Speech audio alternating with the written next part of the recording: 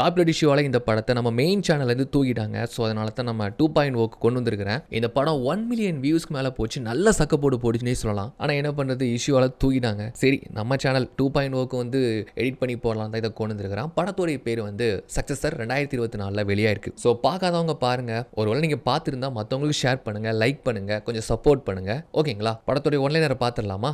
சைனாவிலே ஒரு மிகப்பெரிய பணக்காரர் கோடீஸ்வரர் இருக்கக்கூடிய ஒருத்தருக்கு 2 பசங்க இருக்கிறாங்க. மூத்த பையன் டீனேஜ் வயசுல இருக்கும்போது தான் குட்டி பையன் ஒருத்தன் பிறக்கிறான். அப்படி இருக்கிற பட்சத்துல அந்த மூத்த பையனா இருக்கக்கூடியவன் சின்ன வயசுல இருந்து ரொம்பவும் சொகுசா கஷ்டம்னா என்னன்னே தெரியாத அளவுக்கு ரொம்பவும் செல்லம் கொடுத்தவனை வளர்த்ததுனால பெரிய பையனா ஆனதும் அப்பா கிட்ட தான் எவ்வளவு பணம் இருக்குது, செல்வாக்கு இருக்குது அப்படின்ட்டு ஒரு பொறுப்பு இல்லாம ஊதாரியா தருதலியா இருந்தான். மூத்த பையனை தான் நம்ம வளர்க்க தெரியாம வளர்த்துட்டோம். ரெண்டாவது உள்ளவனையாச்சும் நம்ம ஒரு நல்ல நிலைமைக்கு கொண்டு வரணும்னா அவனுக்கு வாழ்க்கையில கஷ்டம்னா என்ன, பணத்துடைய அருமை என்னங்கிறத அவனுக்கு புரிய வைக்கணும். சின்ன குழந்தையில இருந்து அவனுக்கு ஒரு ஏழ்மையான சூழ்நிலையை அமைச்சு கொடுக்கணும்னு சொல்லிட்டு அந்த பணக்கார தந்தையும் அந்த மொத்த குடும்பமும் ஒரு பக்கம் ரிச்சான வாழ்க்கையை வாழ்ந்துகிட்டு பிசினஸ் கவனிச்சாலும் இந்த குட்டி பையன்கிட்ட மட்டும் அந்த மொத்த குடும்பமுமே ரொம்பவும் சாப்பாடு கூட வழி இல்லாத ஒரு ஏழை குடும்பம் மாதிரி நடிக்கிறாங்க. அந்த மாதிரியான சூழ்நிலையில தான் அவனை வளர்க்குறாங்க. அப்புறம் பிற்காலங்கள் அவன் பெரிய பையன் ஆனதுக்கு அப்புறம் அவங்க ஆசைப்பட்ட மாதிரி தன்னுடைய பையன் ஒரு பொறுப்பாளவனா ஆனானா உண்மை தெரியும் போது அவனுடைய மனநிலை எப்படி இருந்திருக்கும், என்னாச்சு ஏதாச்சுங்கிறத ரொம்பவும் சூப்பரா ஃபீல் குட்டா காமெடியா இந்த மூவியை கொண்டு வந்திருப்பாங்க.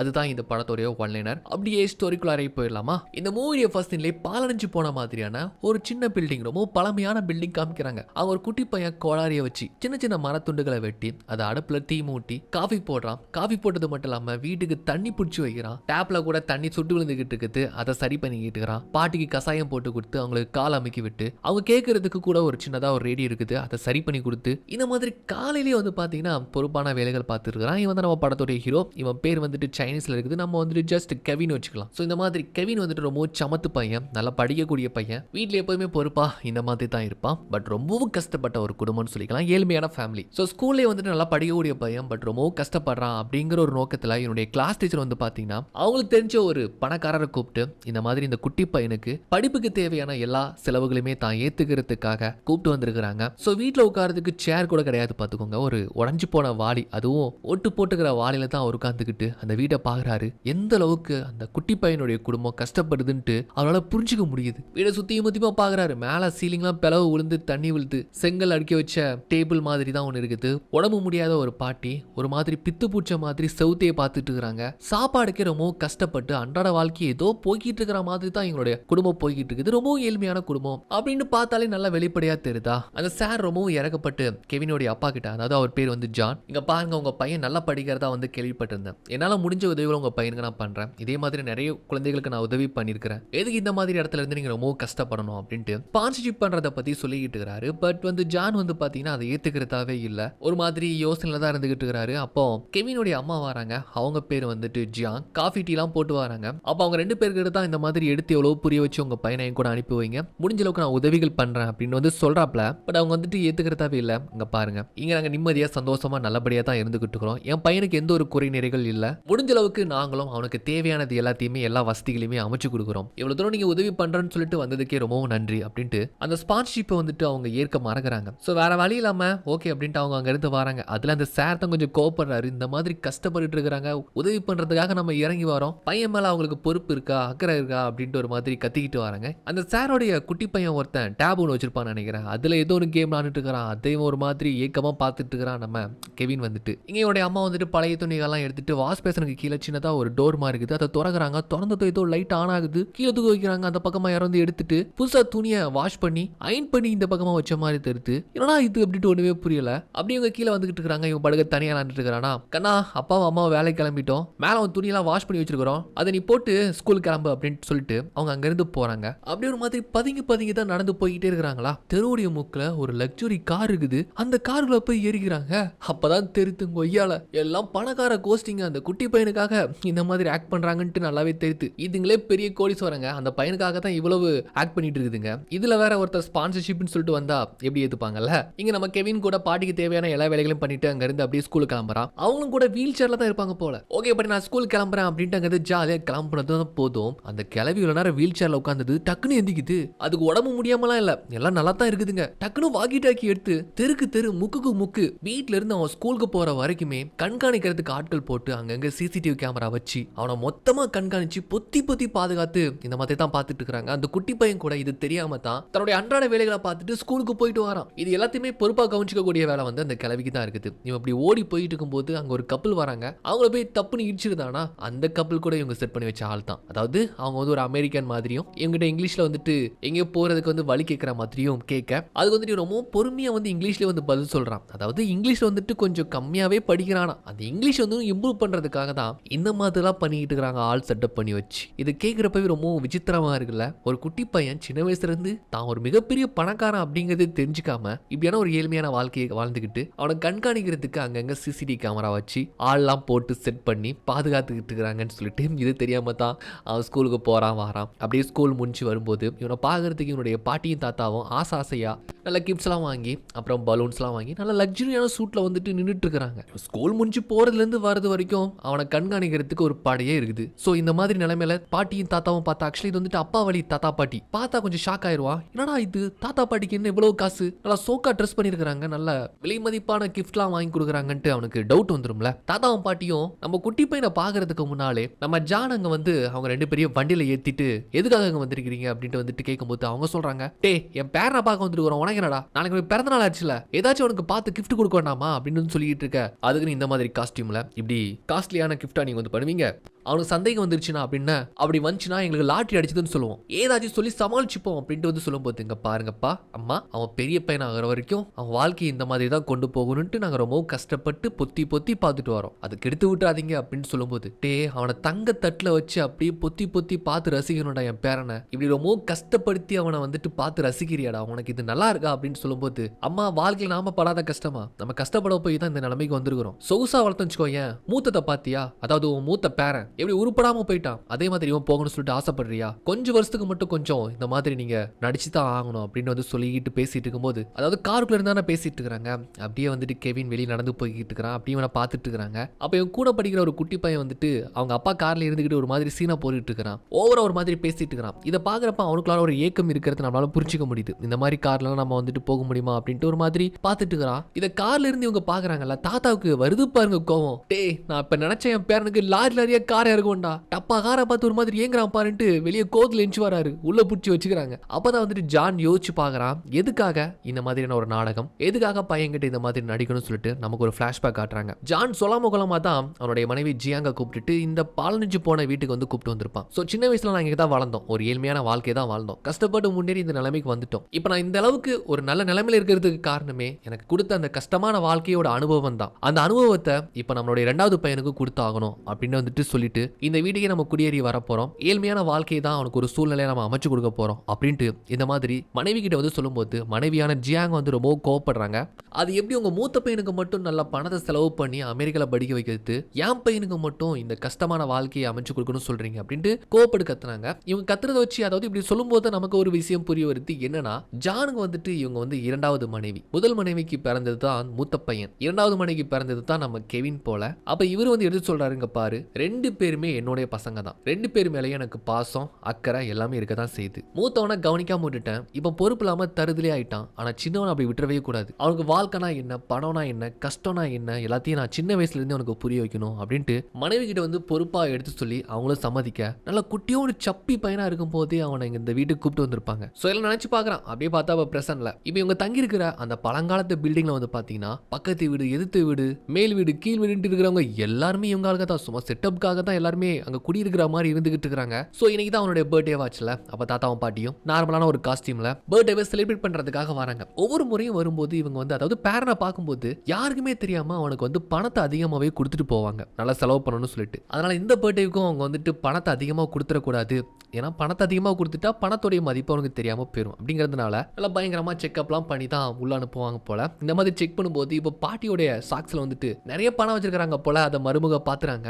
என்னத்த இது எத்தனை முறை சொன்னாலும் கேட்க மாட்டீங்களா அப்படின்னு சொல்லி பேசிட்டு இருந்தப்போ அங்கிருந்து ஒரு லேடி கெவின் வந்துட்டு இருக்கிறான் அப்படின்னு தான் சொன்னது போதும் டக்குனு இடமே பாத்தீங்கன்னா செட் பண்ண மாதிரி நடிக்க ஆரம்பிச்சிருந்தாங்க. அப்பா சாமி வீட்டில் தான் ஆக்ட் பண்றதுன்னு பார்த்தா அங்க இருக்கிறவங்க எல்லாருமே வசிக்கிற மாதிரி வசிச்சு பயங்கரமா நடிக்கிறாங்க. அங்க இருந்து ஸ்கூல் முடிச்சு ஓடி வரானா வந்ததுமே எப்பவுமே அங்க செட்டப்பான ஒரு லைப்ரரி இருக்கும். அதுக்குள்ளார போய் புக்ஸ்லாம் வந்து எடுத்து படிப்பான். அப்படி புக்ஸ் எடுத்து படிச்சுட்டு இருந்தப்போ பின்னால வந்து ஒருத்தர் பாத்தீங்கன்னா படிச்சுட்டு சிரிக்கிறாரு, அழுறாரு. என்னாச்சுன்னு சொல்லிட்டு கேட்டா, இல்ல இந்த புக்ல ஒரு கஷ்டப்படுற பையன் எப்படி ஒரு மிகப்பெரிய சாமர்த்தியமான ஒரு திறமையானவன் ஆனா, பொறுப்பானவன் ஆனான்னு சொல்லிட்டு இந்த புக்ல இருக்குது, இந்த புக்கை வேணா படிக்கிறியா அப்படின்ட்டு இந்த மாதிரி கேட்கிறாரு. எல்லாமே வந்துட்டு ஆட்கள் செட் பண்ண மாதிரி தான், அதுக்கு எதை மாதிரி நடந்துகிட்டு இருக்காங்கன்னு வச்சுக்கோங்களேன். அப்படி புக்ல எனக்கு வேணாம், எனக்கு இந்த கார்ட்டூன் புக்கவே போதும் அப்படின்ட்டு அவன் எடுத்துட்டு போறான். அப்புறம் மொத்த ஃபேமிலியை உட்காந்து அவனுடைய பர்த்டே வந்து செலிப்ரேட் பண்றாங்க. கேக் வந்து கட் பண்றாங்க. ஒரு சாதாரணமான கேக் தான், கம்மியான விலையில வாங்கின மாதிரியான ஒரு கேக் தான் வச்சு கட் பண்ணி ரொம்ப சிம்பிளா வந்து கொண்டாடுறாங்களா. பாட்டிக்கு வந்துட்டு பேரனை பார்த்து, அதாவது இந்த மாதிரியான ஒரு நிலைமையில இருந்து இந்த மாதிரியான ஒரு பிறந்த நாள் வந்து அவனுக்கு கொண்டாடுறது அவங்களுக்கு ரொம்ப கஷ்டத்தை ஏற்படுத்துது.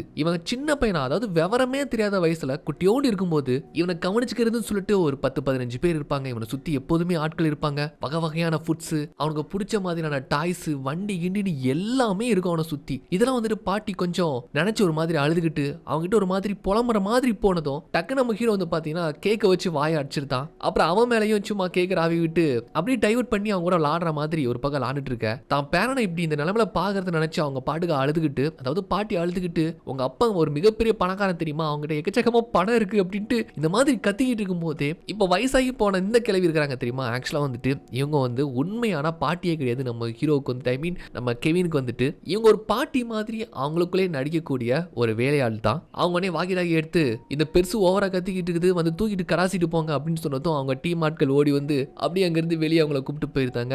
இதுக்கு மேலே விட்டா போது இது உளறி தள்ளிருன்ட்டு அங்கிருந்து அவங்களை எழுதிட்டு போயிருந்தாங்க. தாத்தாவுக்கும் என்ன சொல்றதுனே தெரியல. அப்படியே ஒரு மாதிரி அங்கிருந்து கிளம்ப போது பேரனை கடைசியா கூப்பிட்டு, உனக்கு கிஃப்ட் தான் எதுவும் வாங்கிட்டு வர முடியல, இந்த பணத்தையாச்சும் வச்சுக்கோன்னு சொல்லிட்டு விக்குன்னு வச்சிருப்பாருன்னு நினைக்கிறேன். அதுக்குள்ள ஒழிச்சு வச்சு பணத்தை கொண்டு வந்து அவங்க கையில கொடுத்துட்டு அங்கிருந்து போறாரு. எல்லாத்தையும் செக் பண்ணோம், மண்டே செக் பண்ணல அப்படின்ட்டு முழிச்சிட்டு இருக்காங்க. அவங்க போனதுக்கு அப்புறமா அந்த பணத்தை வந்துட்டு அப்படியே பொறுப்பா அப்பா கிட்ட தான் வந்து கொடுக்குறான். அதாவது யார் பணம் கொடுத்தாலும் சரிதான், அது வீடு செலவுக்காக வந்து நம்ம ஆளு கொடுத்துருவாப்ல. ஏன்னா அந்த அளவுக்கு இவங்க எதிர்பார்த்த மாதிரி தான் ஒரு வளர்ப்பா அவனை வளர்த்துட்டு இருக்காங்கன்னு வச்சுக்கோங்களேன். போனதுக்கு அப்புறமா வந்துட்டு அவங்ககிட்ட ஒரு சில கேள்விகள் மாதிரி கேட்கிறாரு. ஆக்சுவலா வந்துட்டு வீட்டுல அவன் எந்த அளவுக்கு பொறுப்பா இருக்கிறான்னு சொல்லிட்டு, போன மாசம் அப்பாவுக்கு எவ்வளவு சம்பளம், வீட்டு செலவுக்கு எவ்வளவு ஆச்சு அப்படின்ட்டு தான் கேட்டாரு. போதும், ஒரு குடும்ப தலைவனா இருந்தா எப்படி இருப்பாங்க அப்படிங்கிறதுக்கு ஒரு உதாரணமா இந்த குட்டி பையன் போன மாசம் என்னென்ன செலவாச்சு, எவ்வளவு காய்கறிகளா இருக்கட்டும், கேஸ் பில்லா இருக்கட்டும், எலக்ட்ரிசிட்டி பில்லா இருக்கட்டும், எவ்வளவு தண்ணி நம்ம யூஸ் பண்ணிருக்கிறோம், அதுக்கான பில் எவ்வளவு கட்டிருக்கிறோம், மொத்த குடும்பத்துடைய செலவு என்ன, எவ்வளவு சேமிச்சு வச்சிருக்கிறோம் அப்படின்ட்டு டக்கு டக்குன்னு கால்குலேட் பண்ணி சொல்றான் பாருங்க. ரொம்பவும் பெருமையா இருக்குது அப்பாவும் அம்மாவுக்கும். ரொம்பவும் நெகிழ்ச்சி ஆயிட்டு நம்ம ஜான் கூட வந்து பாத்தீங்கன்னா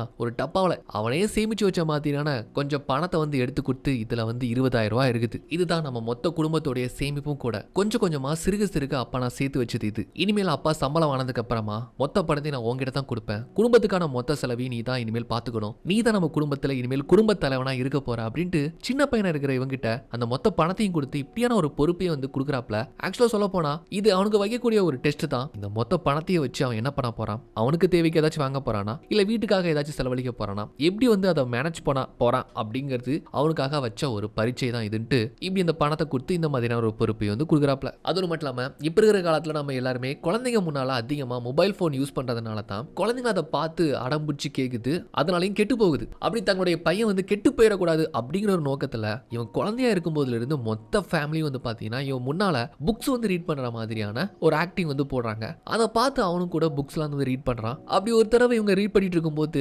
ஜியாங் புக்ல இருந்து ஒரு மொபைல் போன் கீழே விழுந்துருது, டச் மொபைல் போன். அதை பார்த்துட்டு அம்மா உங்ககிட்ட இந்த மாதிரி ஸ்மார்ட் போன்லாம் இருக்கா அப்படின்னு வந்து கேட்கறானா. அவங்க டக்குன்னு வந்துட்டு போனை மாத்திட்டு பட்டன் போனை காமிக்கிறாங்க. இல்லையே தங்க இது நார்மல் போன் தான் அப்படின்ட்டு வந்துட்டு ஏமாத்திருந்தாங்க. அப்புறம் அப்பா வந்துட்டு இவனை டைவர்ட் பண்ணலாம்னு சொல்லிட்டு மேல சீலிங்ல வந்துட்டு லைட்டா விரிசல் இருக்குதா அதை சரி பண்ற மாதிரி மேலே ஏறாரு. அப்ப அப்பாவோட ஷூ லைட்டா கிழிஞ்சு போயிருக்குது. அதை பார்த்துட்டு அப்பா நாளைக்கு உங்களுக்கு நான் புது ஷூ வாங்கி கொடுக்குறேன், நாளைக்கு சீக்கிரம் மார்க்கெட் போனா ஏதாச்சும் ஆஃபர்ல ஷூ போட்டுருப்பாங்க, நான் வாங்கி கொடுக்குறேன் அப்படின்னு சொல்லிட்டு இவன் தூங்குறான். இப்படி சொன்னதும் கேட்டதும் அப்பாவுக்கும் சரி அம்மாவுக்கும் ரொம்பவும் நெகிழ்ச்சியா பெருமையா இருக்குது. ஏன்னா கொடுத்த பணத்துல அவனுக்கு வந்துட்டு தேவையானதை தான் பண்ணுவான்னு நினைச்சா கஷ்டப்பட்டு உழைக்கிற அப்பாவை காஞ்சி இது பண்றதா சொல்றான் தெரியுமா, அதுதான் அவங்களுக்கு ரொம்பவும் பெருமையா இருக்குது. அவன் தூங்குனதுக்கு அப்புறமா அப்படியே அவங்க பெட்ரூம்ல ஒரு அலமாரி இருக்குதா, அதை ஓபன் பண்ணா உள்ளர பார்த்தா ஒரு லிஃப்ட் இருக்குது. அப்படியே கீழே சருன்னு வராங்க. இங்க பார்த்தா மொத்த டீமுமே இங்க தான் வேலை பார்த்துட்டு இருக்காங்க. அதாவது இந்த 15 போன பில்டிங்குள்ளார தான் இந்த செட்டப்லாம் இருக்குது போல. பையனை மொத்தமா கவனிக்கக்கூடிய இந்த டீம்லாம் இங்க தான் இருக்கிறாங்க. தினமும் அவனுடைய ரொட்டீன் லைஃப்ல வந்துட்டு என்னெல்லாம் நடக்கணும், எதெல்லாம் அவன் சந்திக்கணும், யார்ட்டெல்லாம் அவன் பேசணும் அப்படிங்கிறத சாதாரணமான ஒரு ஆக்சிடென்ட் மாதிரி நடக்கிற மாதிரி வச்சு அவனுக்கு நடத்தக்கூடிய நிகழ்வு தான் இது. ஸோ இந்த மிஷன் ஸ்டார்ட் பண்ணி கிட்டத்தட்ட 5 வருஷம் ஆயிடுச்சு. சக்சஸ்ஃபுல்லா இது நம்ம வந்து முடிச்சிருக்கிறோம். உங்க எல்லாருக்குமே பாராட்டுக்கள். அதையும் தவிர்த்து உங்க சேலரி நான் வந்து டபுளா வந்து இன்க்ரீஸ் பண்றேன் அப்படின்னு சொல்றாரு. எல்லாருக்குமே ஒரே குஷியா இருந்துகிட்டு இருக்கு. இப்போ அப்படியே கட் பண்ணா ஃபிளாஷ்பேக். இந்த மிஷனை எப்படி ஆக்சுவலா அவங்க ஸ்டார்ட் பண்ணாங்கன்னு சொல்லிட்டு சின்ன பையனா நல்லா கொலு கொலுன்னு தான் தெரியுமா. அப்ப நல்லா லக்ஸரி லைஃப்ல வச்சு அவனை கவனிச்சுக்கிட்டாங்க. தினமும் அவனுக்கு பிடிச்ச மாதிரி ஐஸ்கிரீமா இருக்கட்டும், கேண்டியா இருக்கட்டும், டாய்ஸா இருக்கட்டும், விதவிதமான சின்ன பசங்க சாப்பிடக்கூடிய முட்டாய்களா இருக்கட்டும் சொல்லி தான் அவனுக்கு எல்லாமே கொடுத்து செல்லமா வளர்த்திருப்பாங்க. திருதுப்புன்னு அவனை இந்த புது வீட்டுக்கு, அதாவது ஐ மீன் இந்த பாலஞ்சு போன வீட்டுக்கு வந்ததுக்கு அப்புறமா இவன் லைஃபை டோட்டலா சேஞ்ச் பண்ணணும் அப்படிங்கிறதுக்காக இவனுடைய உணவு முறைகள்ல இருந்து எல்லாத்தையுமே அப்படியே மாத்த ட்ரை பண்ணாங்க. ஆரம்பத்துல வந்துட்டு ரொம்ப அடம்பிடிச்சான், எதையும் சாப்பிடாம ரொம்பவே அழுதுகிட்டே இருந்தான். பட் கொஞ்சம் கொஞ்சமா அவனை வந்து மாத்தினாங்க. நைட்லாம் தூங்க கூட மாட்டான், ஏன்னா ஏசிலே தூங்குனவன் இங்க வந்து சாதாரண ஃபேன்ல அவனால தூங்க கூட முடியல. அதனால இவனை தொட்டில் மாதிரி இவங்களே பூச்சி விடிய விடிய அவங்க தூங்காம அவனை தூங்க வச்சு அரும்பாடுபட்டு பெரும்பாடா வந்து கவனிச்சிருப்பாங்க. அப்பதான் இவனை கொஞ்சம் கொஞ்சமா மாத்துறதுக்கு ஒரு பேபி சிட்டர் கண்டிப்பா வேணும்னு சொல்லித்தான் அந்த கிளவி வந்துட்டு, அதாவது ஆயமாவா வந்து அப்பாயின்மெண்ட் பண்ணிருப்பாங்க. சின்ன வயசுல இருந்து கவனிச்சுக்கிட்டதுனால அதுதான் தன்னுடைய பாட்டி, அதாவது அம்மா வழி பாட்டியா அவன் நினைச்சுக்கிட்டு இருக்கிறான். பட் அவங்க கூட இங்க வேலை தான் பார்த்துட்டு இருக்காங்க. மறுநாள் காலைல எழுந்ததுமே இவனே மார்க்கெட்டுக்கு போயிட்டு வீட்டுக்கு தேவையான காய்கறிகள், மீட்டு கீட்டுன்னு எல்லாமே வாங்குறான். எல்லாமே வந்துட்டு செட் பண்ணி வச்ச ஆட்கள் தான். ஒவ்வொரு மளிகை சாமான் வாங்கும் போதெல்லாம் பேரம் பேசி தான் வாங்குறான். அவங்க வந்துட்டு அதுக்கேற்ற மாதிரி விலைகள் கம்மி பண்ணி கொடுக்குறாங்க. ஒரு வழியா வீட்டுக்கு காய்கறிகள்லாம் வாங்கிட்டு வரான். இதை பாக்குறப்ப அம்மாவுக்கு ரொம்பவும் பெருமையா இருக்குது. அதே சமயம் அப்பாவுக்கு ஷூ வாங்கிட்டு வந்த மாதிரி பின்னாலே ஒரு பாக்ஸ் மாதிரி ஒளிச்சு வச்சு கொண்டு போறான். இதை பாக்குறப்ப அம்மாவுக்கு ரொம்பவும் சந்தோஷமா இருக்குது. அவன் வாங்கி வந்த காய்கறிகள்லாம் எடுத்துட்டு போயிட்டு நேரா கிச்சன்ல ஒரு டோர் மாதிரி இருக்குது, அதை தட்டுறாங்க. அந்த பக்கமா ஒரு கிச்சன் இருக்குது. அங்க 2-3 பேர் வேலை பார்த்துட்டு இருக்காங்க. இவங்க இந்த பக்கம் காய்கறி கொடுக்க அதை வாங்கிட்டு அவர் கொஞ்சம் சமைச்சதை கொடுக்குறாரு. அப்ப இவங்க சமைக்கவும் மாட்டாங்க, துணி துவைக்க மாட்டாங்க. இந்த மாதிரி தான் வீட்டை சுத்தி ரூம் ரூமா செட் பண்ணி ஆட்கள் வேலைக்கு போட்டு தான் பார்த்துட்டு இருக்காங்க போல. ஸ்கூல் முடிச்சிடவும் களைப்பா வந்திருப்பான்னு சொல்லிட்டு அவனுக்கு நல்லா சமைச்சு கொடுத்துட்டு ஐ மீன் கொடுக்கறதுக்காக வந்து போகும்போது அந்த பக்கமா நம்ம ஜான் ஒரு மாதிரி கோவத்தில் இருக்கிறான். சுத்தி வேலையாட்கள்லாம் ஒரு மாதிரி சமாதானப்படுத்துறாங்க. என்னன்னு பார்த்தா ஆக்ஷன் நம்ம கெவின் வந்துட்டு அப்பாவுக்கு ஷூ வாங்கிட்டு வரல, அதுக்கு மாறா அவனுக்கு பிடிச்ச மாதிரி ஒரு டேப் ஒன்று வாங்கிட்டு வந்திருக்கிறான். அதை பாத்ரூம்ல யாருக்குமே தெரியாம உட்காந்து விளாண்டுட்டு இருக்கிறான். அதை சிசிடிவில பார்த்து தான் ஜான் கோவம் ஆயிடுச்சுன்னு நினைக்கிறேன். ஏன்னா இவ்வளவு நாள் பட்ட பாடுக்கு ஒரு பலனே அளிக்காத மாதிரி ஆயிடுச்சுல அப்படின்ட்டு தான் கோவம் வருது. சிறுக சிறுக ரொம்பவும் கஷ்டப்பட்டு சேமிச்ச பணம், இந்த பணத்துல வீட்டுக்கு தேவையானது தான் ஏதாச்சும் ஒன்று பண்ணணும் பண்ணுவான் அப்படின்ட்டு அவங்க எதிர்பார்த்தாங்க. பட் அவன் வந்துட்டு வீட்டுக்கு எதுவும் வாங்கல, அப்பாக்குன்னு சொல்லிட்டு ஷூ வாங்கினதா சொன்னா அதுவும் வாங்கல. மொத்த பணத்தையும் இப்படி கொடுத்து ஒரு டேப் ஒன்று வாங்கிட்டு வந்து திருடுத்தனமா விளாண்டுட்டு இருக்கிறான். விளாண்டு முடிச்சதுக்கு அப்புறமா அது ஒரு கவர்ல போட்டு திருடுத்தனமா அந்த பாத்ரூம்லயே ஒழிச்சு வைக்கிறான். இதெல்லாம் வாட்ச் பண்ணிட்டே இருக்காங்க. அப்பதான் இந்த டேப் எங்க வாங்கலான்ட்டு அவங்க செக் பண்ணி பார்க்கும்போது ஆக்சுவலா வந்துட்டு இது ஒரு ஆஃபர்ல வாங்கிட்டு வந்திருக்கிறான். அதாவது இவங்க வாங்கின டேப் கடையில வந்துட்டு ஒரு வாரம் ரீப்ளேஸ்மெண்ட் போட்டுருக்காங்க. அதாவது நம்ம ஒரு வாரம் யூஸ் பண்ணிட்டு ரிட்டர்ன் பண்ணிக்கலாம்னு சொல்லிட்டு போட்டுருக்காங்க. இந்த ஆஃபர் பார்த்து தான் வந்துட்டு அவன் வாங்கிருக்கான்னு சொல்லிட்டு தெரியுது. அப்ப ஜியாங்க சொல்றாங்க, பையனை பத்தி நீங்க தப்பா கணக்கு போட்டீங்கல்ல, இப்பவே அவனுக்கு ஒரு பிசினஸ் மைண்ட் ஆயிட்டான். ஒரு வாரம் யூஸ் பண்ணிட்டு கண்டிப்பா அதை ரிட்டர்ன் பண்ணிடுவான். அதை மைண்ட்ல வச்சு தான் வாங்கிருக்கான் அப்படின்ட்டு வந்துட்டு இந்த மாதிரி சொல்லிக்கிறாங்க. பட் அவன் ரிட்டர்ன் பண்ணுவானான்னு தெரியல. சரி, இன்னும் இவனை வந்து பொறுப்பானவனா ஆக்கிறதுக்கு என்ன பண்ணலான்ட்டு யோசிக்கும் போது நம்ம ஜான் வந்து பாத்தீங்கன்னா இந்த மாதிரி நான் வேலைக்காக வெளியூருக்கு போறேன் அப்படின்ட்டு கழுதியில பொதி மூடெல்லாம் கட்டி நான் அங்கிருந்து கிளம்புறேன். நீ தான் வந்துட்டு ஃபேமிலி நல்லபடியா பாத்துக்கணும், அம்மாவை பாத்துக்கணும், பாட்டியை பாத்துக்கணும் அப்படின்ட்டு ஒரு மாதிரி பிரியா விடையோட அங்கிருந்து ஒரு மாதிரி வருத்தத்தோட வந்து கிளம்புறான். அங்கிருந்து கிளம்பும் போது அப்பாவுடைய ஷூ அங்க பிஞ்சு கீழே விழுந்துருது. அதை பார்த்ததுக்கு அப்புறமா தான் அவனுக்கு ரொம்ப கஷ்டமா இருக்குது. நம்ம தப்பு பண்ணிட்டோம், அப்பாவுக்கு ஒரு ஷூ ஒன்று வாங்கி கொடுத்துருக்கலாம் அப்படின்ட்டு நினைச்சுக்கிறான். அவர் போனதுக்கு அப்புறமா கடைசியா ஒரு தடவை அந்த டேப்ல வந்து கேம் பிளே பண்ணிட்டு இதை நாளைக்கு நம்ம ரிட்டர்ன் பண்ணலாம்னு சொல்லிட்டு கவர்ல வழக்கம் போல மடிச்சு இந்த பாத்ரூம்குள்ள தெரியாம ஒரு இடத்துல ஒளிச்சு வச்சுட்டு இருக்கான். இங்க வெளியே இருந்து நம்ம ஜியாங்கோ அவங்க பாட்டியும் பார்த்துட்டு இருக்காங்களா. அவன் வரது தெரிஞ்சது டக்குன்னு அடிச்சு பிடிச்சி புக்கு படிக்கிற மாதிரி அப்படி உட்காந்துட்டு இருக்காங்க. அவன் ஒரு மாதிரி பார்த்துட்டு என்ன ஒளிஞ்சிருந்து பார்த்தாங்களோ அப்படின்னு அவனுக்கு தோணுது. பட் அவன் பெருசா எடுத்துக்கல. மறுநாள் அந்த போனை கொண்டு போயிட்டு ஐ மீன் அந்த டேப்பை கொண்டு போயிட்டு அந்த கடலை போய் கொடுத்தா அவன் ரிட்டர்ன் எடுத்துக்க மாட்டேங்கிறான். ஏன்னா இவன் பாத்ரூம் ஒளிச்சு வைக்கும் போது ஏதோ தண்ணி கிணி பட்டுருக்குன்னு நினைக்கிறேன். தம்பி இதை வந்து டேமேஜ் பண்ணாம நீ கொடுத்தா மட்டும் நாங்கள் ரிட்டர்ன் எடுத்துப்போம், இதுல வாட்டர் பட்டிருக்குப்பா அதனால நாங்கள் எடுத்துக்க மாட்டோம் அப்படின்னு சொன்னதுனால அங்கே நீ கத்திக்கிட்டு ஒரு மாதிரி அழுதுகிட்டு இருக்கிறான். அங்கிள் ப்ளீஸ் அங்கிள், நீங்க வந்துட்டு காசு கொடுத்து ரிட்டர்ன் பண்ணா மட்டும் தான் எங்க அப்பாவுக்கு ஷூவும் வீட்டுக்கு தேவையான மளிகை ஜாமாவும் நான் வாங்கிட்டு போக முடியும், இல்ல எங்க வீட்டுல இன்னைக்கு ஒலை கூட வைக்க முடியாதுன்னு அழுதுகிட்டு இருக்கிறான். தம்பி நீ எவ்வளவுதான் அழுதாலும் புரண்டாலும் இதை நான் எடுத்துக்க மாட்டேன், ரீஃபண்ட் கொடுக்க மாட்டேன், இங்க இருந்து கிளம்புன்னு சொன்னதும் அப்படியே அழுதுகிட்டே அங்க இருந்து கிளம்பி வந்துருந்தான். ஆக்சுவலா இவங்க வேலையாட்கள் சொல்ல போய் தான் அந்த கடைக்காரன் அப்படி வந்து பேசி அனுப்பி வச்சிருப்பானா. ஆனா சொன்னதை காட்டிலும் ரொம்பவும் திமிரா நடந்துகிட்டு அவனை அள வச்சு அங்க இருந்து அனுப்புறதுனால அங்க வேலையாட்கள் வந்துட்டு என்ன திமிரு இருந்தா எங்க சின்னையாவே அள வச்சிருப்ப, கடை இருக்காது பாத்துக்கோ அப்படின்ட்டு கோவப்பட்டு வரானுங்க. அவன் ஒரு மாதிரி முழிக்கிறான். கெவின் பாட்டுக்கு ஒரு மாதிரி சோகமா வந்துட்டு இருக்கிறான். ஆக்சுவலா ரீஃபண்ட் பண்ண மாட்டேன், அந்த பணத்தை வச்சு நம்ம வீட்டுக்கு தேவையான பொருட்கள்லாம் வாங்க முடியும், இன்னைக்கு சமைக்கிறதுக்கு என்ன பண்றதுன்னு யோசித்து வரும்போது அங்க தெரு ஓரத்துல கஷ்டப்படுறவங்களுக்குலாம் ஃப்ரீ உணவு கொடுத்துட்டு இருக்காங்க. இன்னைக்கு பேசாம நம்ம இங்கேயே சாப்பிட்றான்னு சொல்லிட்டு அம்மாவையும் ஆயாவையும் அங்க கூப்பிட்டு வரான். அங்க கூப்பிட்டு உட்கார வச்சு அவங்களுக்கு இருக்கிற எல்லா ஃபுட்டையுமே எடுத்து எடுத்து வச்சுக்கிட்டு இருக்கிறான். ஆனா ஆக்சுவலா எல்லாமே ஸ்டார் ஹோட்டல்ல சாப்பிட்டதா, இந்த மாதிரியான இடத்துல சாப்பிட்டதே கிடையாது. அம்மாவுக்கு ஒரு மாதிரி ஒமுட்டலா இருக்குது. அதுலயும் அந்த ஆயாவுக்கு கூட இந்த மாதிரி ஃபுட்லாம் புரியல நினைக்கிறேன். ஹை ரேஞ்ச் லெவல்ல தான் சாப்பிட்டுருக்குன்னு நினைக்கிறேன். விட்டா போதுண்டா சாமிங்கிற ரேஞ்சில் இருந்துகிட்டு இருக்காங்க. இவன் பாட்டுக்கு சாப்பிடுங்க வேணுமா சாப்பிடுங்க, நல்லா சாப்பிடுங்க, திருப்தியா சாப்பிடுங்க, நைட்டுக்கும் எடுத்து வச்சுக்கிறேன், காலையிலும் நம்ம தேவையான எடுத்து வச்சுக்கலாம் அப்படின்ட்டு இவன் பாட்டுங்க இன்னும் எடுக்க போறான்.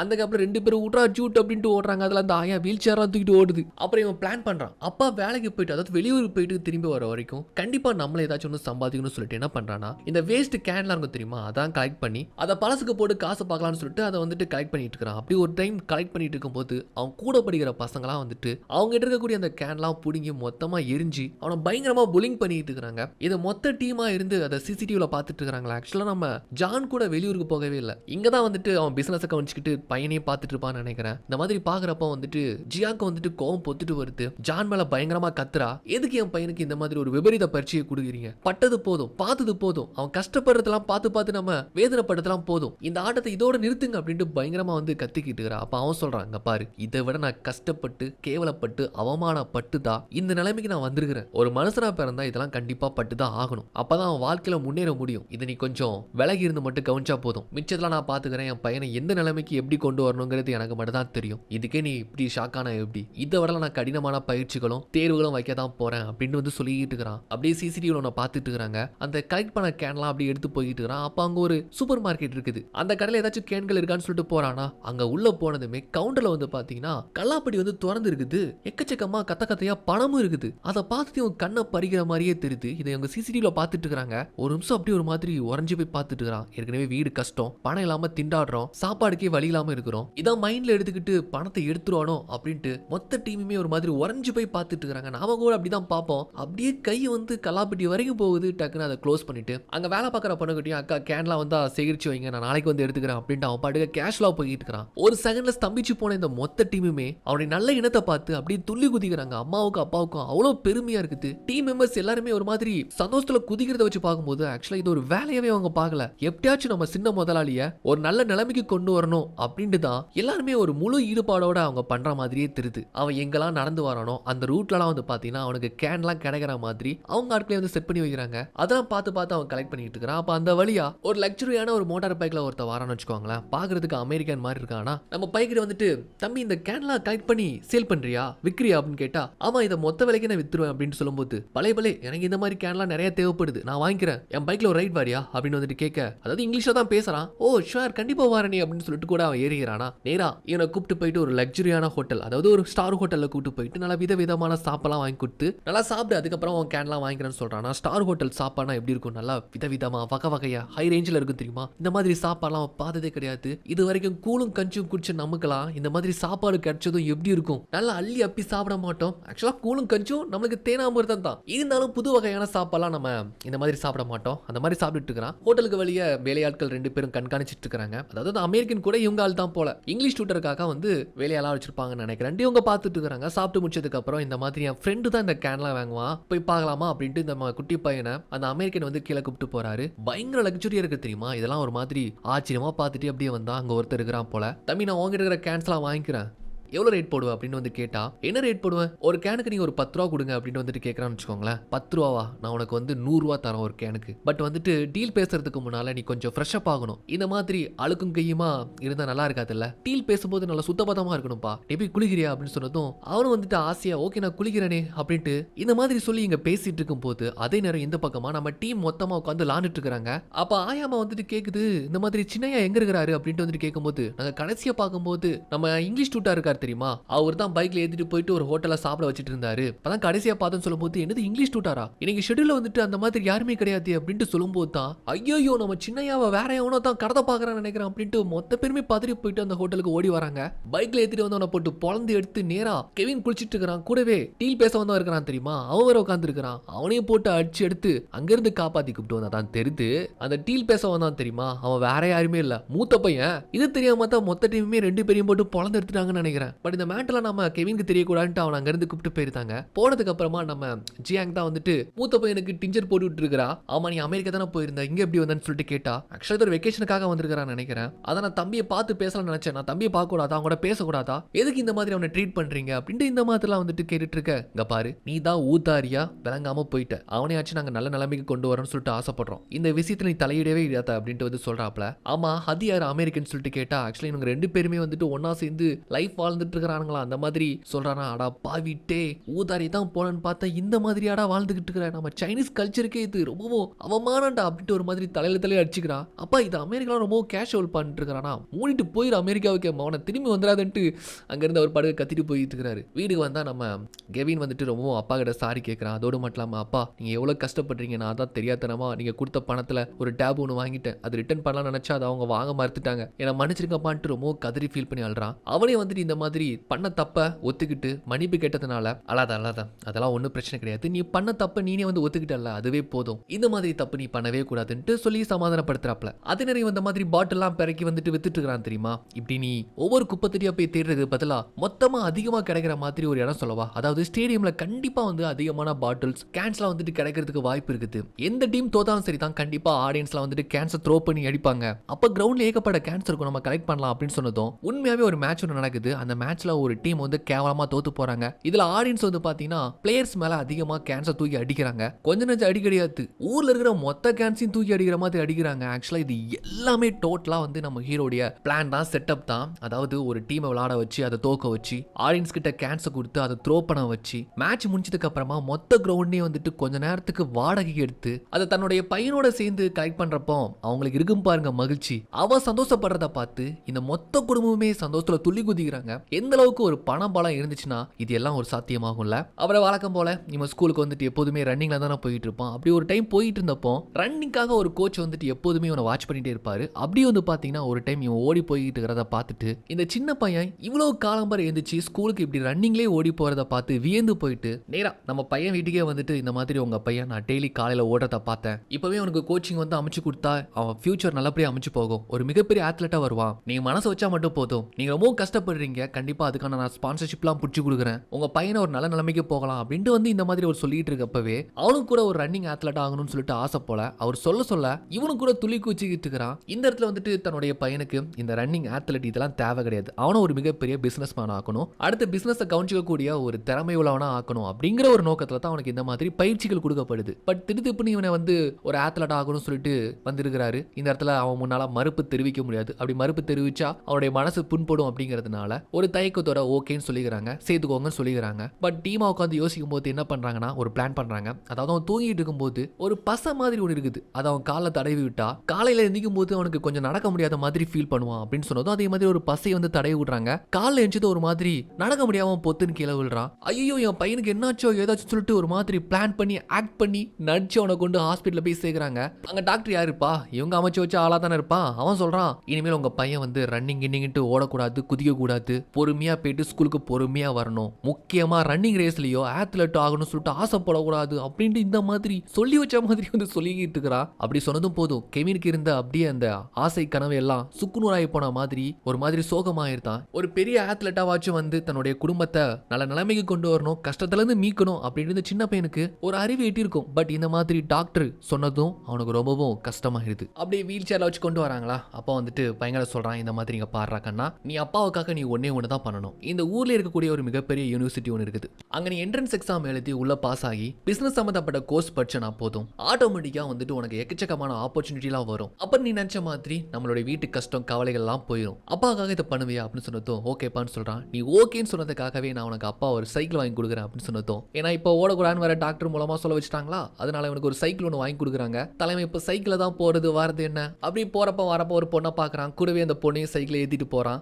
சைக்கிள் வந்ததுக்கு அப்புறமா அவனுடைய வாழ்க்கை கொஞ்சம் கொஞ்சமா மாற ஆரம்பிக்குது. அப்பாவோட சந்தோஷமா பார்க் பீச்சுன்னு சொல்லிட்டு நல்லா என்ஜாய் பண்றான், சுத்துறான், ஜாலியா இருக்கிறான். அதே நேரம் இந்த பக்கமா பிசினஸ் விஷயமா ஏதாச்சும் மீட்டிங் போறதா இருந்தா கெவினுடைய அம்மா வந்துட்டு நல்லா டிப் டாப்பா மினிக்கிட்டு போறாங்க. பட் அதே நேரம் வீட்டுக்கு வரும்போது எல்லாத்தையும் கலைச்சிட்டு வந்தா ஐயோ போரிங் லைஃப்டா அப்படின்னு தான் அவங்களுக்கு தோணுது. கெவினு தினமும் அவனுடைய சைக்கிள் அந்த குட்டி பொண்ணை ஏத்திட்டு போறானா, ரெண்டு பேருமே நல்லா ஃப்ரெண்ட்ஸ் ஆயிருந்தாங்க. அப்படியே வருடங்கள் கடந்து போக நம்ம தமிழ் படம் மாதிரி ரெண்டு பேருமே அப்படியே பெரிய பசங்களா ஆயிருந்தாங்க. சைக்கிளை ஓடிட்டே வந்து ரெண்டு பேரும் தான் சேர்ந்தாப்புல ஸ்கூலுக்கு போறாங்க வராங்க. ஸ்கூல் இவங்க ரெண்டு பேரும் சேர்த்து வச்சாப்புல பேசுற மாதிரி வந்து கேள்விப்பட்டதா ஜான் வந்துட்டு ஒய்ஃப் கிட்ட வந்து சொல்லிட்டு இருக்கான். வருடங்கள் கடந்து போச்சுல, ரெண்டு பேரும் கூட கொஞ்சம் வயசான மாதிரி தெரியுது. அந்த பேஸ்மெண்ட்ல இருந்து தான் இதை பத்தி சொல்லி பேசிட்டு இருக்காங்க. பசங்க டீனேஜ் ஆயிடுச்சு, கண்டிப்பா இந்த மாதிரி விஷயத்துல பல்லுபடுற மாதிரி 4 விஷயம் பேசதான் செய்வாங்க. என்ன இருந்தாலும் நம்ம வீடு கஷ்டத்துல இருக்குன்னு சொல்லிட்டு அவனால புரிஞ்சுக்க முடியும். அதுக்காக கண்டிப்பா ஹையர் ஸ்டடி முடிச்சுட்டு நம்ம சொல்ற மாதிரி அந்த யூனிவர்சிட்டியில தான் போய் படிப்பான், பிசினஸ் சம்பந்தமா தான் கண்டிப்பா கோர்ஸ் எடுப்பான் அப்படின்னு சொல்லி தான் நம்பிக்கையோட இருந்துகிட்டு இருக்காங்க. ஸ்கூல் முடிச்சு அப்படியே வீட்டுக்கு வரான். சுத்தி நடக்கிறதெல்லாம் யதார்த்தமா நடந்த மாதிரி ஆக்டிங் தான் இன்னும் கொடுத்துட்டு இருக்காங்க. ஒரு பிசுற அளவு கூட அவனுக்கு சந்தேகம் வராத அளவுக்கு தான் நடந்துகிட்டு வச்சுக்கோங்களேன். வீடு வந்ததுமே தலைவன் உட்காந்து படிச்சுட்டு தான் இருப்பான்.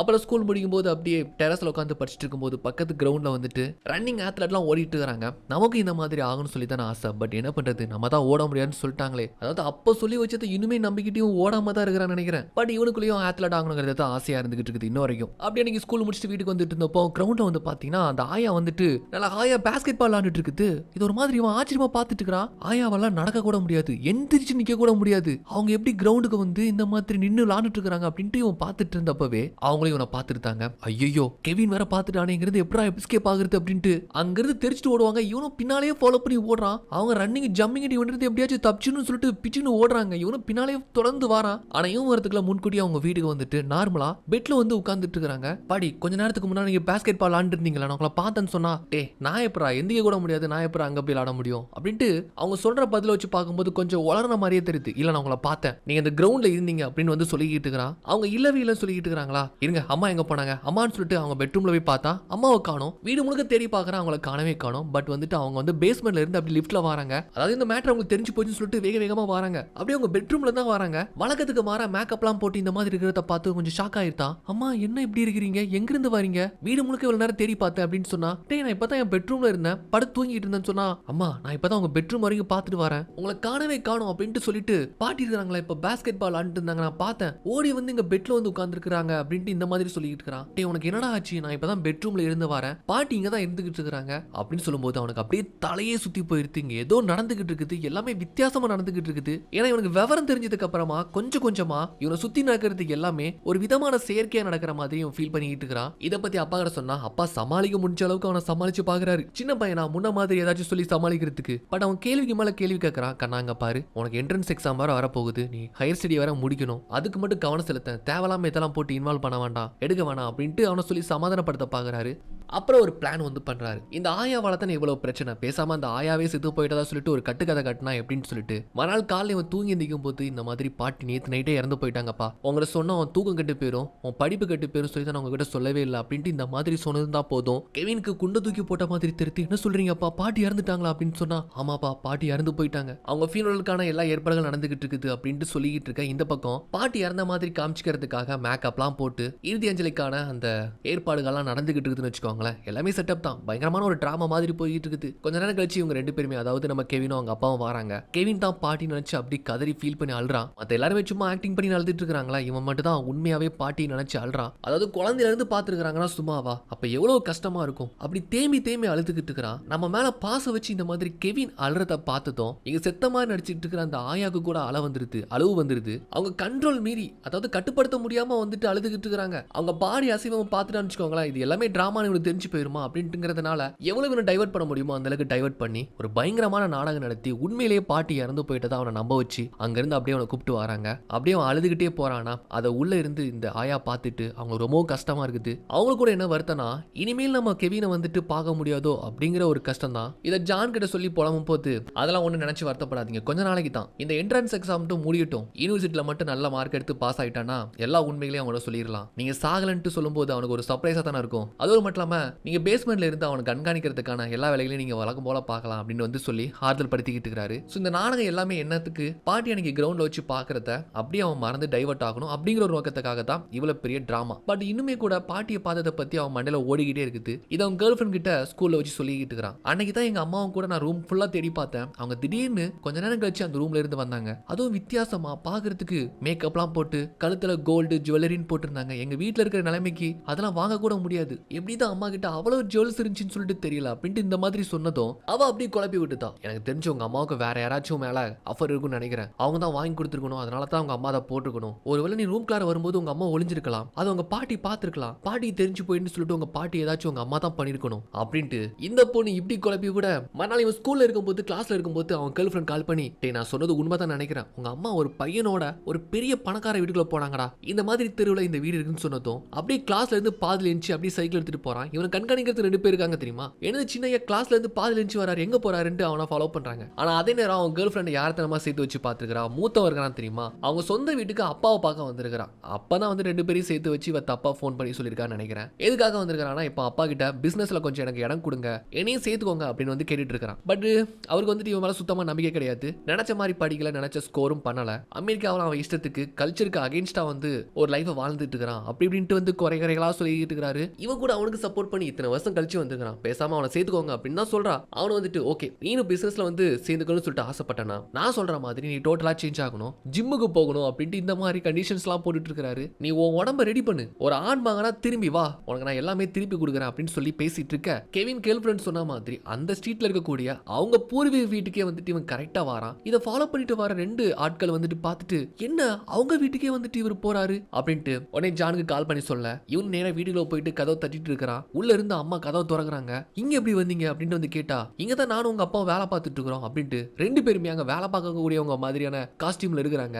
அப்பாவும் அம்மையும் சேர்த்து வச்சு பார்த்ததுக்கு அப்புறமா தான் அம்மா மேல எனக்கு நம்பிக்கை வருது. ஆகா அவ பேச்சு கேட்டு நம்ம தப்பா நினைச்சிட்டோமே அப்படின்ட்டு புரிய வருது. பட் எப்படா அதுக்குள்ள இவங்க ட்ரெஸ்ஸிங் எல்லாம் மாத்தினாங்க அப்படின்ட்டு வந்து பார்த்தா, ஆக்சுவலா இவங்க வீட்டுல வேலை பார்க்குற வேலைக்காரங்களுடைய ட்ரெஸ்ஸை அவசர அவசரமா வாங்கி போட்டு அவங்க 2 பேரையும் முதலாளிங்க மாதிரி உட்கார வச்சுக்கிட்டு இவங்க 2 பேர் தான் எங்களுடைய முதலாளிங்க, இப்பதான் ரீசன் நாங்க வேலைக்கு சேர்ந்துருக்கிறோம் அப்படின்ட்டு சொல்ல, அந்த 2 வேலைக்காரங்களும் பாவம் நடிக்க தெரியாம உட்கார்ந்து நடிச்சுக்கிட்டு இருக்காங்க. அண்ணங்காரனை தம்பி பாத்திரக்கூடாதுன்னு சொல்லிட்டு ஒரு நோக்கத்துல அவன ஒரு பாத்ரூம்ல போய் அடைச்சு போட்டு கட்டி போட்டிருந்தா, தம்பி கிட்ட எல்லா உண்மையும் சொல்லிடணும்னு சொல்லிட்டு கட்டி போட்ட ரூம்ல இருந்து தவிக்கினே வரான். அவனை பிடிக்கிறதுக்கு 2 பேர் ஓடி ஓடி வந்துகிட்டு இருக்காங்க. இதையும் பாத்திரக்கூடாதுன்னு சொல்லிட்டு அப்படி இப்படின்ட்டு பேசி அவனை டைவர்ட் பண்ணிட்டு இருக்க. அப்ப கெவின் பின்னால என்னப்பா சத்தம்ட்டு பின்னால திரும்புறதுக்குள்ள பக்கத்துல இருக்கிற ஸ்விம்மிங் பூல்ல 2 பேருமே தவறி விழுற மாதிரி உள்ள அவனை இழுத்துட்டு போய் விழுந்துருதான். அந்த கேப்ல அங்க இருந்து அண்ணனை தூக்கிட்டு எப்படியோ போயிருந்தாங்க. நல்லவள நம்ம கெவின் வந்துட்டு அண்ணனை பார்க்கவே இல்லை. அப்புறம் சொல்றான், அப்பா இனிமேல் வந்துட்டு நான் எதை பத்தி நினைக்க போறது கிடையாது, முழு நேரமும் என்னுடைய படிப்புல தான் நான் கவனம் செலுத்த போறேன். நீங்க சொன்ன மாதிரி அந்த யூனிவர்சிட்டியில பாஸ் ஆகி அதுல எப்படியாச்சும் நான் பிளேஸ் ஆயிருவேன் அப்படின்ட்டு இந்த மாதிரி சொல்லிட்டு இருக்கிறான். அப்பாவுக்கு ரொம்ப பெருமையா இருக்குது. அதே நேரம் இந்த பக்கமா அண்ணங்காரன் இருக்கிறான் தெரியுமா, வெறி கொண்டு வேங்கையா ஜிம்ல வந்து ஒர்க் அவுட் பண்ணிட்டு இருக்கிறான். அப்பா சொன்ன மாதிரி பாடி நல்லா தேத்தி அவர் முன்னால போய் நிக்கணும், அவர் வந்துட்டு பார்த்ததும் பிசினஸ்ல இறக்கணும் அப்படின்ட்டு ஒரு முனைப்போட இந்த மாதிரி ஒர்க் அவுட் பண்ணிட்டு இருக்கிறான். கெவின் என்னத்த அப்பாவுக்கு ப்ராமிஸ் பண்ண மாதிரி ஸ்டடியில கவனம் செலுத்த பார்த்தாலும் அவனை சுத்தி நடக்கிறது எல்லாமே கொஞ்சம் வியர்டாவே இருக்குது. ஸ்கூலுக்கு வரும்போது போகும்போது அக்கம் பக்கத்துல இருக்கிறவங்க வந்துட்டு இவனை குறுகுறுன்னு பாக்குறதும் ஒரு மாதிரி வியர்டா நடந்துக்கிறதுன்ட்டு இவனால நோட் பண்ண முடியுது. முழுமையா இவனுக்கு கொஞ்சம் சந்தேகமும் வர ஆரம்பிச்சிருச்சு. அப்படி இப்படிட்டு ஒரு வழியா ஹையர் ஸ்டடி வந்து முடிக்கிறானா. மார்க்ஸ் கூட வந்து பாத்தீங்கன்னா எல்லாத்துலயும் எதிர்பார்த்ததை விட அதிகமாவே வாங்கியிருக்கிறான். எல்லாருக்குமே ரொம்ப ஹாப்பியா இருக்குது. அப்புறம் அந்த என்ட்ரன்ஸ் எக்ஸாம் தான் யூனிவர்சிட்டியில போய் எழுத போறான். எக்ஸாமும் ஒரு கான்ஃபிடண்டா போய் எழுத போறான். என்னத்தையோ யோசிச்சு யோசிச்சு எழுதுற மாதிரி தெரியுது. அப்புறம் எக்ஸாம் முடிஞ்சதுக்கு அப்புறமா எல்லா ஸ்டூடெண்ட்ஸும் வந்துருந்தாங்க. பட் நம்மால மட்டும் காணவே இல்லை. அப்பா அம்மா கூட இருக்கிறவங்க எல்லாருமே ரொம்ப பதறி போயிருந்தாங்க. வாட்ச்மேன் கேட்டா கூட எல்லா ஸ்டூடெண்ட்ஸுமே வெளியே போயிட்டாங்க, யாருமே உள்ள கூட இல்ல அப்படின்னு வந்து சொல்றாப்ல. ஒருவேளை வீட்டுக்கு தான் போயிருப்பானா, நம்ம தான் கவனிக்கலையான்னு சொல்லிட்டு வீட்டுக்கு வந்து பார்த்தா பேஸ்மெண்ட்ல வந்து பாத்தீங்கன்னா இந்த மாதிரி அவன் யூஸ் பண்ணக்கூடிய பேக்கும் கூடவே வாய் கட்டின மாதிரி ஒரு போட்டோ இருக்குது. இதை பார்த்து அம்மா அப்பா கூடவே ஆயத்தான் அங்க இருக்கிறாங்க. எல்லாருக்குமே ஷாக் ஆயிருது. எல்லாருமே நல்லா கண்காணி தான் செஞ்சோம், யார் கடத்திருப்பா, எந்த வழியா போனாங்க அப்படின்ட்டு எதுவுமே தெரியல. அப்புறம் அந்த போட்டோவை பாத்தீங்கன்னா ஏதோ ஒரு லைட் ஹவுஸ் பக்கமா இருக்கிற மாதிரி தான் இருக்குதுல, அங்க போனா கண்டிப்பா வந்துட்டு யார் என்னன்னு கண்டுபிடிச்சிடலாம். கிட்னாப்புக்கு நம்ம எத்தனை கோடி ரூபா கொடுத்தா கூட பரவாயில்ல, நம்ம பையனுக்கு ஏதோ ஆகக்கூடாதுன்னு சொல்லிட்டு எல்லாருமே பதறி போயிட்டு அங்க இருந்து வேக வேகமா கிளம்பி போறாங்க. அப்ப அவங்க வீட்டோட டாப் ஆங்கில இருந்து யாரோ பாக்குற மாதிரி இருக்குது. யாருன்னு பார்த்தா நம்ம கெவின் தான். ஏன்னா நம்ம வீட்டுக்குள்ள இத்தனை பேர் இவ்வளவு பேர் நம்மளை காணு சொல்லிட்டு பதறி போறாங்க அப்படின்ட்டு ஒரு மாதிரி ஆச்சரியமா பாக்குறான். ஆக்சுவலா வந்துட்டு இவனை நடக்கிறது எல்லாமே இவனுக்கு தெரிஞ்சு போயிடுச்சு. அன்னைக்கு ஸ்விம்மிங் பூல்ல அவங்க அப்பாவோட சேர்ந்து விழும்போது கீழே ஃப்ளோர்ல வந்து பாத்தீங்கன்னா ஒரு படம் ஒன்று இருந்திருக்கும், பறவை மாதிரி. அதை பார்த்துட்டும் அவன் குழந்தைய இருக்கும்போது இதே ஸ்விம்மிங் பூல் அவன் குளிக்கிற மாதிரியும் அப்ப தண்ணிக்குள்ள மூழ்கி போன மாதிரியான ஒரு ஞாபகம் வந்து ட்ரிகர் பண்ணிவிட அவனுக்கு மொத்தமா சின்ன வயசுல இவங்க இருந்தது எல்லாமே கொஞ்சம் கொஞ்சமா ஞாபகப்படுத்தி அது ஒரு மிகப்பெரிய சந்தேகத்தை ஏற்படுத்தி சுத்தி நடக்கிறது எல்லாத்தையுமே வந்து இவன் நோட் பண்ணிருக்கான். அதோடு மட்டும் இல்லாம அன்னைக்கு அம்மா உள்ள இருந்து திடீர்னு தேனதுக்கு அப்புறமாவும் கூட வந்திருந்தாங்க. வித்தியாசமான காஸ்டியூம் ஜுவல்ஸ் எல்லாம் போட்டிருந்தாங்கன்னு சொல்லிட்டு அவங்க ரூம் அலமாரிலாம் அப்படி தேடி பாக்குறானா. அப்பதான் அந்த அலமாரி வழியா போகக்கூடிய அந்த லிப்டுக்கான டோரையும் கண்டுபிடிச்சிருந்தான். அவ்வளவுதான், இவனுக்கு தூக்கி வாரி போட்டுட்டு மொத்த குடும்பமுமே நம்ம கிட்ட ஏதோ ஒன்று மறைக்கிறாங்க. நம்மளை சுத்தி நடக்கிறது எல்லாமே ஒரு டிராமா தான் சொல்லிட்டு அவனால புரிஞ்சுக்க முடியுது. இதனால தான் அங்க எக்ஸாம் எழுத போற மாதிரி எழுத போயிட்டு பாதிலே எஞ்சி வந்துட்டு பின் வழியா ஏறி குச்சி அந்த லைட் ஹவுஸ் பக்கமா நின்று வேணும்னே போட்டோ எடுத்து அவன் யூஸ் பண்ற அந்த பேக்கையும் அந்த லெட்டரையும் அவங்க ஆட்களுக்கு தெரியற மாதிரி தூக்கி வீசிட்டு என்னதான் நடக்க போகுது அப்படின்ட்டு பாக்குறதுக்காக இந்த மாதிரி டாப் ஆங்கிள் நின்று பாத்துக்கிட்டு இருக்கிறான். இவனை யாருமே கவனிக்காம இவன் நின்று அந்த லைட் ஹவுஸ் பக்கமா எல்லாருமே துபு துபுட்டு ஓடி போயிட்டு இருக்காங்க. அவங்க எல்லாருமே போனதுக்கு அப்புறமா அப்படியே அந்த அலமாரி பக்கமா வந்து அந்த லிப்ட் வழியா அந்த பேஸ்மெண்ட் குள்ளார கீழே வந்து இறங்குறான். அந்த இடத்தை பார்த்ததுமே மொத்தமா அவனுக்கு தூக்கி வாரி போட்டுது. அங்க இருக்கிற எல்லா சிவர்லயும் இவனுடைய போட்டோக்கள் தான் இருக்குது. அவன் சின்ன வயசுல இருந்து இப்ப வளர்ந்து வந்திருக்கிற இந்த பெரிய வயசு வரைக்குமே அங்கேயும் இங்குமா பின் பிரிண்ட் பண்ணி போட்டோக்கள் வச்சிருக்காங்க. இவன் யார் யாரை சந்திக்கணும், யார் யாரை போய் பார்க்கணும், இவன் லைஃப்ல என்னெல்லாம் நடக்கணும் அப்படின்ட்டு எல்லாமே ஆர்டிபிஷியலா இவங்களே வந்து பண்ணி வச்ச மாதிரி தெரியுது. இதை பாக்குறப்ப அவனுக்கு எப்படி இருக்கும்? மொத்தமா தூக்கி வாரி போட்ட மாதிரி இருக்காது. சின்ன வயசுல இருந்து நம்ம வாழ்ந்த வாழ்க்கை இது எல்லாமே செயற்கையான ஒரு வாழ்க்கை தான், மத்தவங்களால அமைக்கப்பட்ட ஒரு வாழ்க்கையை தான் நம்ம வாழ்ந்துருக்கிறோம், இது எதுவுமே நிஜம் கிடையாது அப்படின்ட்டு ஒருத்தனுக்கு தெரிய வரும்போது மண்டையை போட்டு பிச்சு எடுத்த மாதிரி இருக்காதுல்ல, அந்த மாதிரி தான் அவனுக்கு பித்து பூச்ச மாதிரி ஆயிடுது. ஆக்சுவலா என்னதான் நடந்துகிட்டு இருக்குது, எதுக்காகத்தான் நம்மளை கண்காணிக்கிறாங்க, எதுவுமே அவனுக்கு சுத்தமா ஐடியாவே இல்ல. அப்படியே அங்க இருக்கிறது எல்லாத்தையுமே ஒரு மாதிரி வேடிக்கையா பார்த்துட்டு வரான். இதனால அவன் வாழ்ந்துட்டு இருக்கிற வீட்டுல அங்கங்க மூளைக்கு மூளை சிசிடி கேமரா வச்சு அவனை வாட்ச் பண்றாங்கன்னு இதெல்லாம் பத்தி அவன் பார்க்கும்போது டே என்னங்கடா இது ஒண்ணுமே புரியலையாடா அப்படின்னு அவன் பார்த்துட்டு இருக்கும்போது இவனை கண்காணிச்சிட்டு இருக்கிற அந்த டீமை வந்து பாக்குறானா, அவங்க எல்லாருமே இவனை சுத்தி இருக்கிறவங்க தான், அன்றாடம் பழகக்கூடியவங்க தான், அக்கம் பக்கத்துல இருக்கிறவங்களா இருக்கட்டும், அந்த லைப்ரரி மேனா இருக்கட்டும், மார்க்கெட்ல போய் ஒரு இடத்துல போய் காய்கறி வாங்க போனா கூட அங்க காய்கறி விற்கிறவனா இருக்கட்டும், மளிகை சாமான் கொடுக்குறவனா இருக்கட்டும், ஒரு கடையில போய் ஒரு பொருள் வாங்க போனா அந்த பொருள் கொடுக்குறவனா இருக்கட்டும், எப்போதுமே போய் இவங்க பார்க்கக்கூடிய அந்த டாக்டர்ஸா இருக்கட்டும், எல்லாருமே இவங்க அமைச்ச ஆட்கள் தான். இதெல்லாம் பார்க்கும்போது கூட அவனுக்கு அதிர்ச்சியா தெரியல, இந்த மொத்த டீமுக்கே தலைமை தாங்கி இருக்கிறது அந்த ஆயா தானே, அவங்க தான் லீட் பண்றாங்க.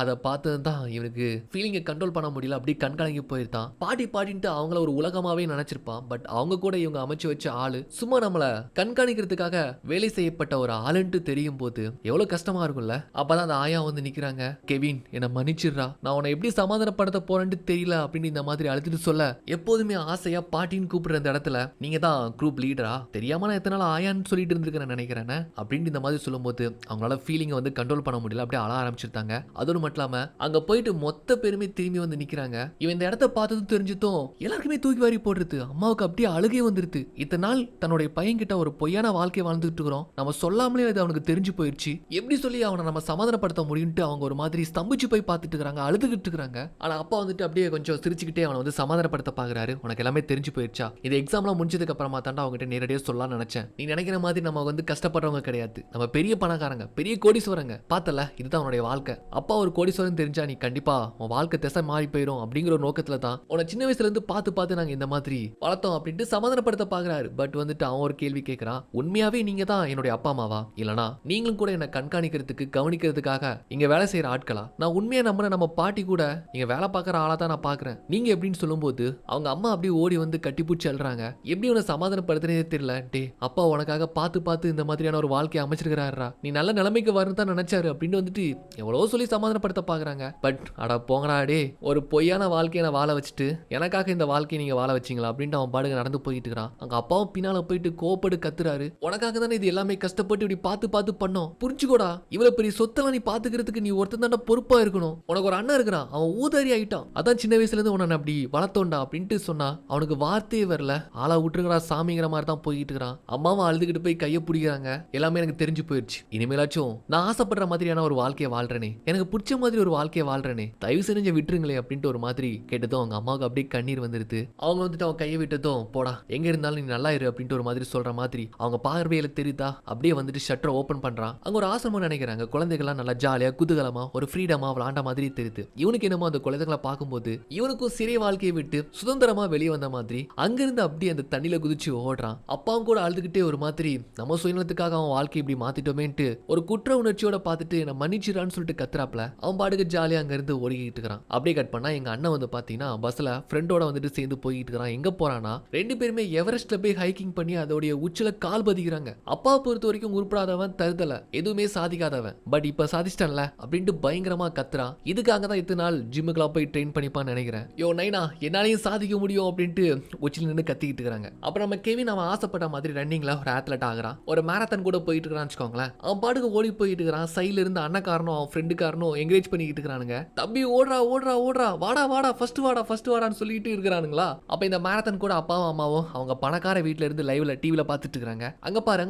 என் பையன் வரான் பாருன்ட்டு அப்பாவும் அம்மாவும் சொல்லி இந்த மாதிரி பாத்துட்டு இருக்காங்களா. அதாவது எல்லாருமே ஒண்ணு சேர்ந்துட்டாங்கன்னு வச்சுக்கோங்களேன். அந்த மாதிரி தான் பாத்துட்டு இருக்காங்க, என்கரேஜ் பண்ணிக்கிட்டு இருக்காங்க. அப்ப மேரத்தான்ல குடிச்சிட்டு போற வாட்டர் கேன்லாம் இவன் எடுத்து புறக்கிட்டு இருக்கிறான். அப்ப டிவில பாத்துட்டு அப்பா பார்த்து தலையில வச்சுக்கிறாரு, யாரா இவன் நாய் கம்பத்தை பார்த்தா காலை தூக்கி ஒண்ணு அடிக்கிற மாதிரி பாட்டில்ஸ் எல்லாம் பார்த்தா போய் புறக்கிட்டு இருக்கிறான் இன்னுமோ அப்படின்ட்டு இருக்கிறாரா. ஆமா ஆமா, அதுக்கு யார் காரணம், நீங்க தானே. சின்ன வயசுல பழக்கப்பட்டுனது, அவனுக்கு கேன்லாம் பார்க்கும்போது இந்த மாதிரி புறக தோணுது. இருந்தாலும் என் பிள்ளை வாழ்க்கையில நீங்க தலையிடாதீங்க, அவன் இஷ்டத்துக்கு என் செல்லக்குட்டி அவன் பாட்டுக்கு ராஜா மாதிரி வாழட்டும் அப்படின்னு சொல்லிட்டு அந்த மேரத்தான் அப்படியே ஜாலியா சிரிச்சுக்கிட்டே பார்த்துட்டு இருக்காங்க. அப்படியே ஒரு ஹாப்பி எண்டிங்கோட தான் இந்த படம் வந்து முடிஞ்சு போகுது. ஓகே, இந்த படத்தோட கதை எப்படி இருந்துச்சுங்கிறத பத்தி கீழே கமெண்ட் பண்ணுங்க. நெக்ஸ்ட் வீடியோ பார்க்கறது பார்க்கறதுக்கு முன்னால் நம்ம சேனலை மறக்காமல் சப்ஸ்கிரைப் பண்ணுங்கள்.